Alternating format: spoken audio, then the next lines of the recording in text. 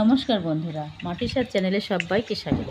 আপনারা যারা রক্তশূন্যতায় ভুগছেন তাদের জন্য একটি উপকারী শাকের ভর্তা রান্না নিয়ে চলে এলাম। প্রচুর আয়রন সমৃদ্ধ তিতো স্বাদের এই শাকটি হচ্ছে হিঞ্চে বা হেলেঞ্চা। চলুন দেখা যাক কীভাবে এই শাকের ভর্তা রান্না করা হয়। এই শাকটি আমি পুকুর পাড় থেকে তুলে এনে জল দিয়ে ভালো করে ধুয়ে নিলাম। এবার সসপ্যানের মধ্যে শাকের সঙ্গে ছোট্ট একটি আলু দিয়ে অল্প করে জল দিয়ে 10 মিনিটের জন্য সিদ্ধ করে নেব। জলটা যেন পুরোটাই শাকে শুষে নেয়। 10 মিনিট পর নামিয়ে নিয়ে ঠান্ডা করতে দিলাম। এরপর সামান্য সর্ষের তেল, কাঁচা লঙ্কা, কাঁচা পেঁয়াজ এবং পরিমাণ মতো লবণ দিয়ে সিদ্ধ করা শাক এবং আলুটাকে একটু বেশি সময় নিয়ে ভালো করে মেখে নিতে হবে। তাহলেই তৈরি হয়ে যাবে উপকারী হেলেঞ্চা শাকের ভর্তা। গরম ভাতের সঙ্গে খেতে বেশ ভালো লাগবে।